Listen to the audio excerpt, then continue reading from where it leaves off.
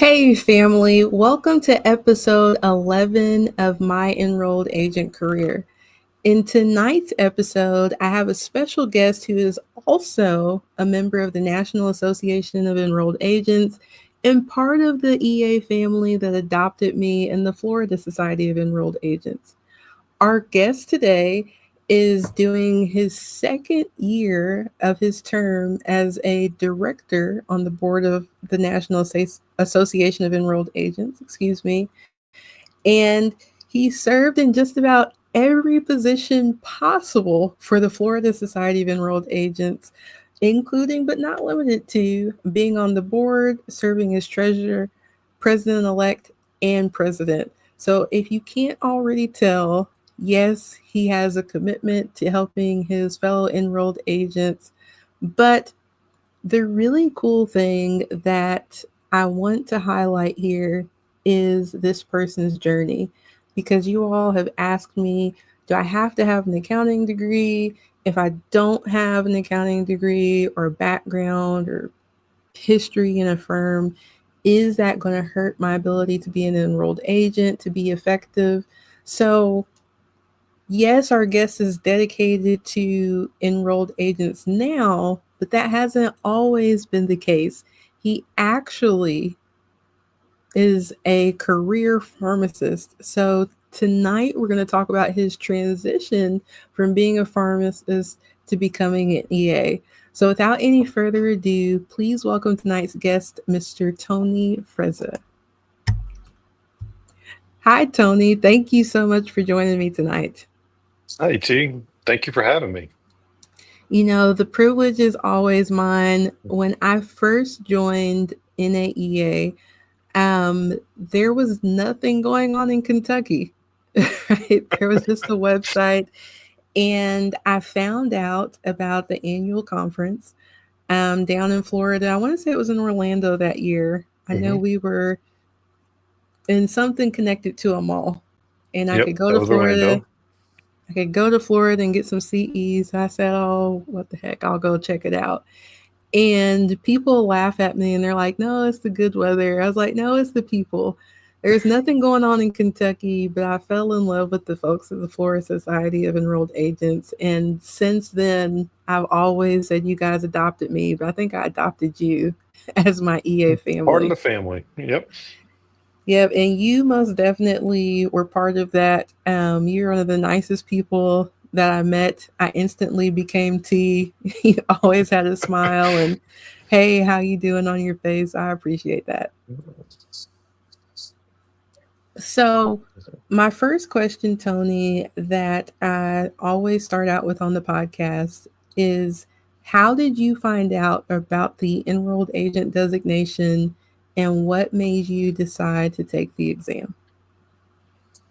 So, as you said in the intro, my journey is a little different. How I found out about it is my first tax, one of my tax preparers before I, made this transition was an enrolled agent. I had no idea what that meant. Um, and then as you know, as you said before, pharmacist by training. We went to pharmacy school, became a pharmacist, got out of pharmacy school, knew a lot about drugs and nothing about money. Met my wife and married my wife. She's a pharmacist as well. So it was two of us that, doesn't sound good, but we knew a lot about drugs and nothing about money. Um, Back in the day, it was you go to a stockbroker or insurance guy, and everybody was telling you you should do this and you should do that. And in the end, I wasn't making any money, so I'm like, hey, I got to learn what's going on. And so, UCF, the University of Central Florida, by my house in Orlando, had a CFP program. So I'm like, okay, I can at least learn a little bit to protect myself and my family. Never Mhm. had the intention of getting into the tax world. Never had the intention of changing, professions. Um, and then as I was going through the program, more and more colleagues were like, "Hey, why don't you help us when you get done?" Mm. Fast forward, so the goal was, okay, I'll become a CFP and eventually leave pharmacy. Um, Started a practice with my then tax preparer EA, who became now my partner. He was doing the taxes, I was doing the planning. Just like anybody else who starts out in any practice, things are a little slow in the beginning. So he'd throw me a bone and he's like, hey, why don't you help me with my drop off mail in returns? So I started doing tax returns. First year was 10, next year was 100. And I'm like, hey, if I'm going to Wow. do this, yeah, if I'm going to A do huge this, I need to jump. get credential. Yes. Yeah. You had big practice back then, like over 1,000 returns back then. And so I was like, if I'm going to do this, I need to get credentialed to protect, my clients. And so that's what Hmm. prompted me to become an EA. And then, just things just started to take off, became, more heavy in the in the tax world than the planning world. That's interesting. Yeah, 10 to 100 is a huge jump, but I like how you felt a duty and obligation to your clients to become credentialed and take care of them. Probably has something to do with your training as a pharmacist. Always put the patient or the client first. So, now, of course, people listening probably already know this. I'm a self proclaimed tax nerd. So, I think taxes are cool, but I have friends who have studied to be pharmacists, know people who are pharmacists. How was that transition like in your thinking and learning? Like, was it like a sweet departure? I guess, I mean, I would think if you were doing that, I know you said you weren't making the money you wanted, and that can definitely be a factor. But how were you able to give that up, I guess, after all of the work and training that you put in? Well, it was, it was something I wanted to do. I wanted Hmm. to own my own business, and go on my own. I had both the love and financial support from my wife, so, although it took a pay cut, we didn't have to take a quality of life cut, so to speak. We always Hmm. lived within our means, so to speak. Um, I always tell people the profession of pharmacy and the profession of being an enrolled agent, believe it or not, are very, very similar from the way we should approach, learn, and serve. And what I mean by that, as as a pharmacist, you learn and you have what I call critical thinking skills. Hmm. And the same apply as as an enrolled agent. As a pharmacist, I mean, things are changing daily. You're constantly learning and reading and having to keep up. And the same, as an EA. I mean, look what's happened this past week alone. I mean, things constantly change. You just can't get by and be, successful by just, reading a book or Pub 13 by, come tax season. So it's just, so they're very, very similar in the learning and the approach, I believe. Cool. So it sounds like you're a lifetime learner then. That's part of what Yes. intrigued you about it. Unfortunately, I guess, yes. Fortunately for your Uh, clients, yeah, because I like how you put that. You said the approach should be the same. Because should be. there are a lot of people that go out and they just get by without taking that approach with care that you had as a pharmacist and as an enrolled agent. So, yes, how it should be. So, you are working with a partner who's an enrolled agent. You start preparing tax returns. With that, did you know, I guess, the power or authority that you had as an enrolled agent or that you would have, sorry, when you started studying for it? Or were you thinking, I just need these letters behind my name to be able to prepare the taxes? Well, I mean, obviously, the longer I did it, the more realistic the power that the credential possesses. Because I mean, you hear, hey, we got the same rights and privileges, representation. Because my thing was, I wanted to be able to protect the client from the fact if they got a letter, I could deal with the IRS and protect them, and that's what the true power is versus handing it off to somebody else or not being able to help if needed. So Mm-hmm. that's when the reality is like, yep, there is some strength behind this. A little bit of flex there. Yep, yep. So with that, because yes, you do have a much different story because it sounds like you kind of had that funnel there because your partner had a bigger practice to have access to do different types of returns. When did you kind of, I guess, shift transition to the representation piece of being an enrolled agent? It was a while. I mean, because yes, you become an EA, you're credentialed, and yes, you can do representation, but just passing the exam never made me feel competent enough to even approach the subject. And so it wasn't Mhm. until I discovered NAEA and NTPI that I went through that program and did the NTPI fellowship to get a better handle on the representation side. Gotcha. And just for the people who are listening, I think I say NAEA enough that they know that's the National Association of Enrolled Agents. Do you mind explaining what NTPI is for those who may be listening? Like, that's just some more initials. What is that? It's sure, sure. NTPI is their fellowship program, National Tax Practice Institute fellowship program. It's a three-tier course program and certification that teaches you all the aspects, of resolution. You know, um, and so it's just an added, like I said, it's a fellowship, so it's added training and credential to better prepare you to help gear yourself towards the resolution side. Thank you, sir. Um, so you mentioned too, like how getting involved with NAEA and doing that fellowship helped you. For people listening, and of course, there are so many organizations out there that claim to be able to help you with your practice. How do you feel that NAEA helped you as an enrolled agent? And if it's different as a tax professional in general? So the biggest thing, and like I said, there's a lot of great professionals out there, professional organizations out there. Hmm. What attracts me and retains me with NAEA is the fact that they are the only professional organization dedicated to enrolled agents. Protecting and looking out for me and my credential. Not to Hmm. take anything away from any other organization, but that is the one difference that they possess, and I like and want. Awesome. So you have quite the resume here with being involved. Um, the first FSEA conference that I went to, I want to say it was a ticket raffle. There was a ticket raffle, and then was that separate from the pack donations or was that together? So when you say the raffle, I feel like I purchased the ticket to win something. So okay, that would be separate from the pack. let Yeah, that me wouldn't be.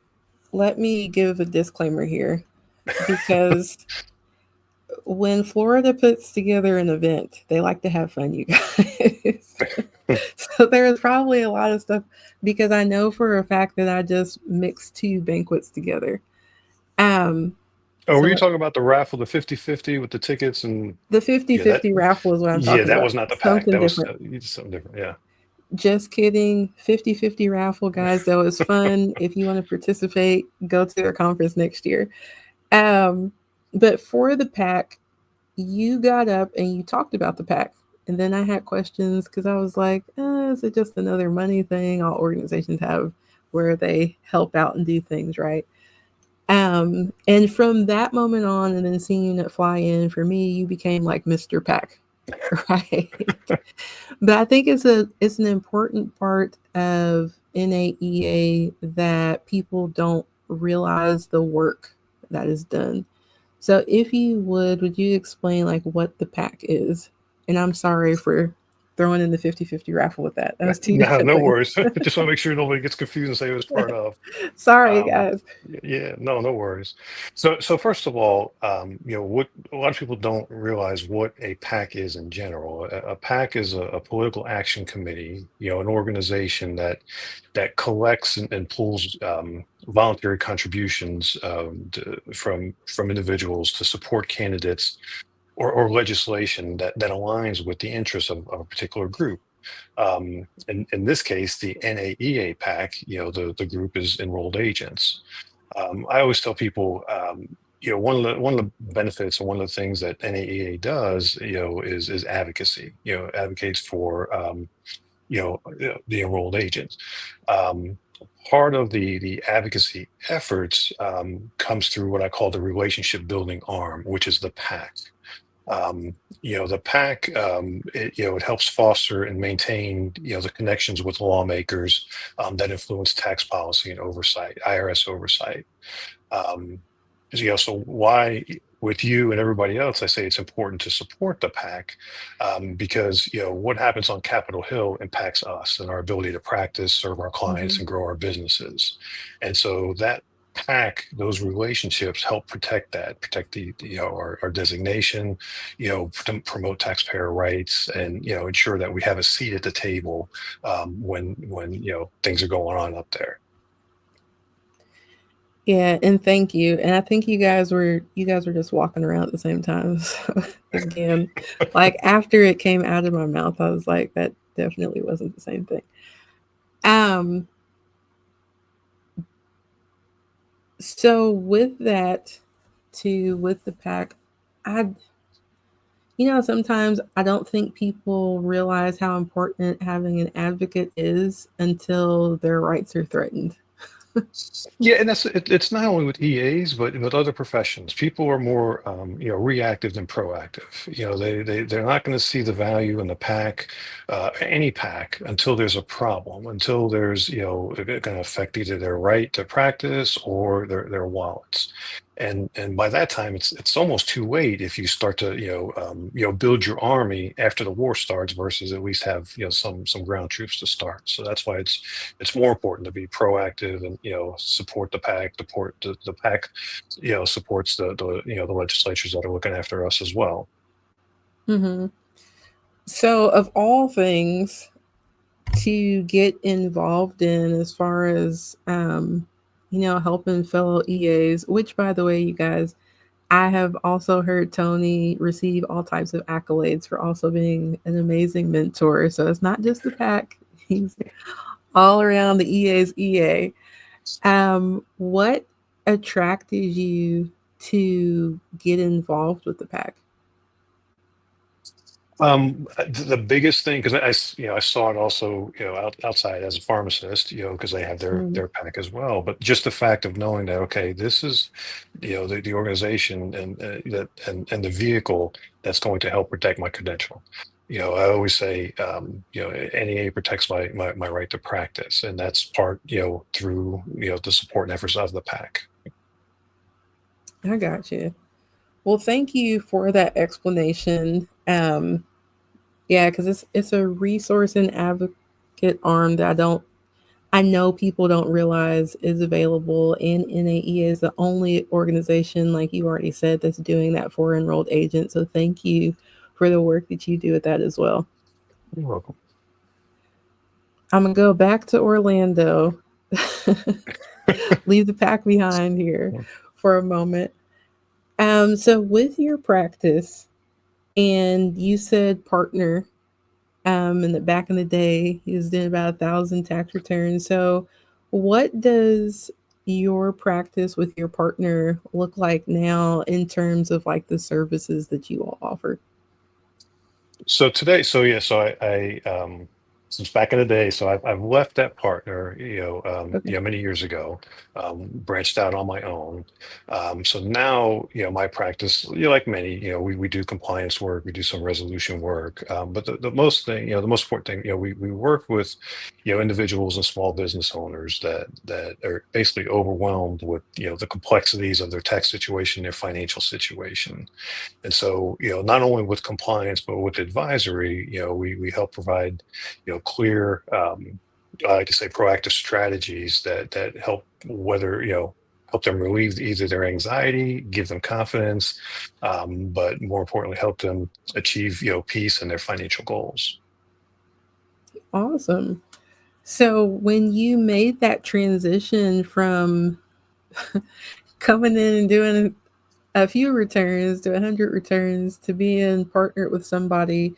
How was the transition when you did decide to go out on your own? Because again, you took a little bit different of a path than other people do.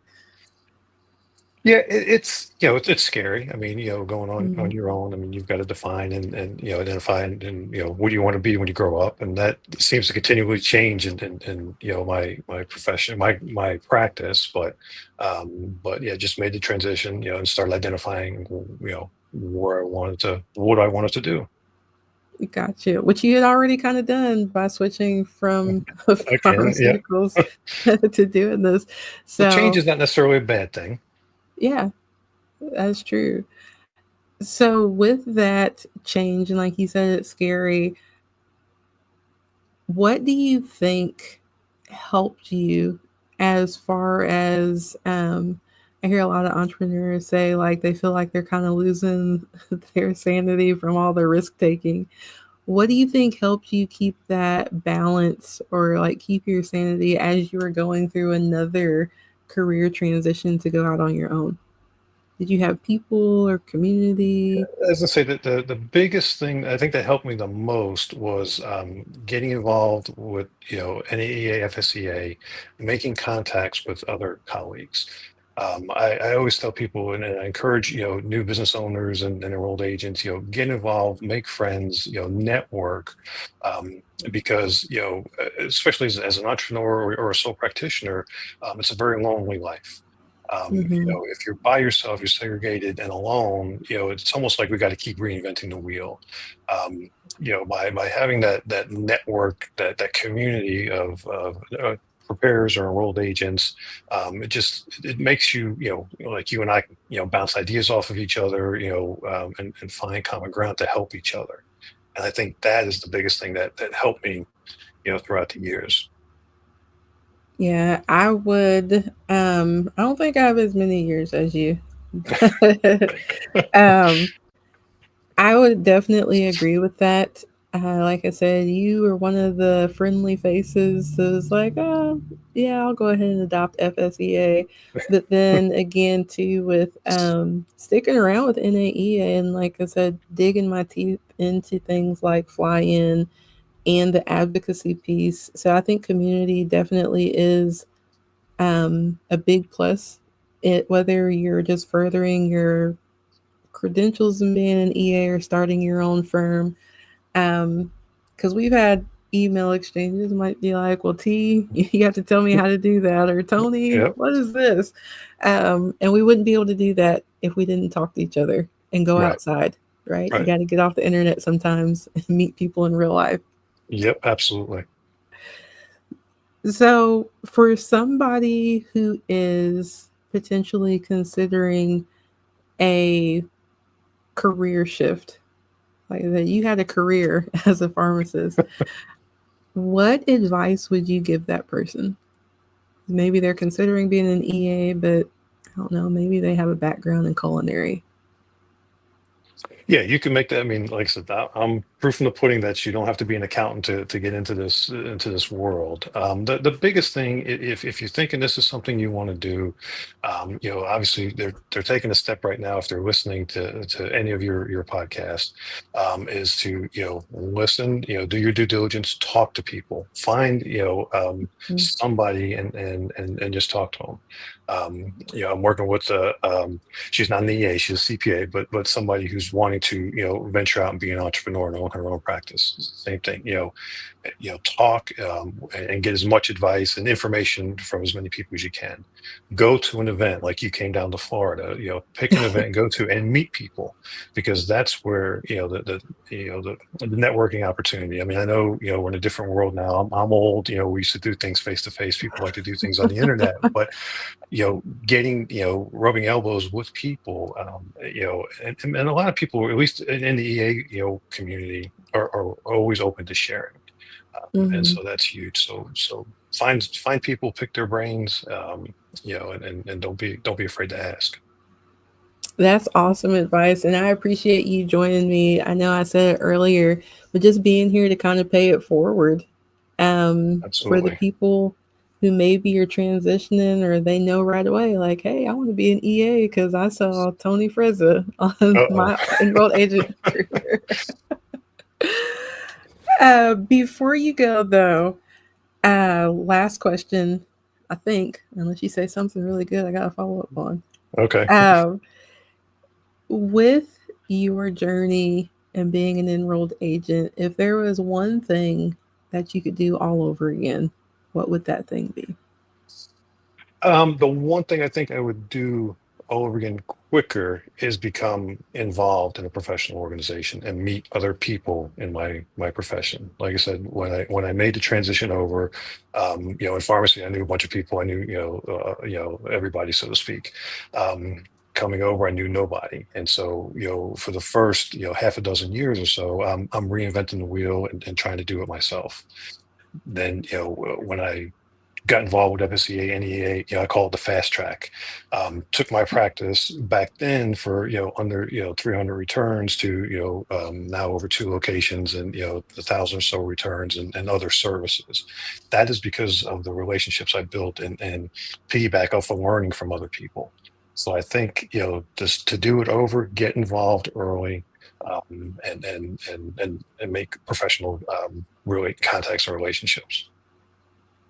Love it. You did open up one thing. I promise I'm not going to go down a rabbit hole because I've heard this said before and I forgot to ask about it. With you having two locations, I have two questions here. Oh, uh-oh. The first one, how many employees do you have? And then 10. that's 10 across both Between the locations? Okay. both, yes, and then we have some remote. Okay. Awesome. Then, because I hear people ask this question as well, how did you know that you were successful enough at one location to open another? Well, how do you define success? Was it crazy? Was it stupidity? Um, No, I mean, part of it was, at least how I define it by net profits. I mean, looked at, are we making money here? Is this profitable? Hmm. But you're looking at the second location, want to define the success, the successibility of that location before opening it because it was through a purchase. Did a lot of due diligence to make sure that there was compatibility and synergy between not only the services offered, but the work environment and the philosophy. Gotcha. Thank you. And some people are going to listen to that and be like, well, duh, you look at the net profits, but you probably just saved somebody a pitfall by saying looking at the net profits. Because I think, especially in today's kind of microwave society, people think like, oh, like that person's all on YouTube and social media, like they're making a lot of money, or this person has two locations, that's a lot of money. And in reality, it can lead to more money, but that means a lot of expenses, a lot of Right, overhead. right. Yep. Um, so you still have to do your math. So thank you for the foundation, giving us a good answer that everybody can actually understand there. Um, but again, Tony, I appreciate your time, especially I know you're in Florida. You could be out enjoying the weather if it's not I want to go too to the beach. scorching instead of being inside talking to me. For our listeners, I would hope that you join NAEA and see me and Tony one year at Fly In. But if not, Tony, where can people connect with you online? The easiest way, if they want to send an email, I'm Okay. more than happy. My email address is Tony, Tony, at atipro.com, atipro.com. All right. Well, thank you, sir. If you all like this episode, be sure to let us know down in the comments and make sure that you're also subscribed so that you get to hear me and my next guest when that goes live next Sunday at 8 p.m. Eastern. I appreciate all of you listening. And if you are interested in starting an enrolled agent firm of your own, make sure that you go to americasfavoriteea.com and not only join the email list, but the free community there, How to Start an EA Firm. I will see you all next week at 8 p.m. Eastern right here on Spotify.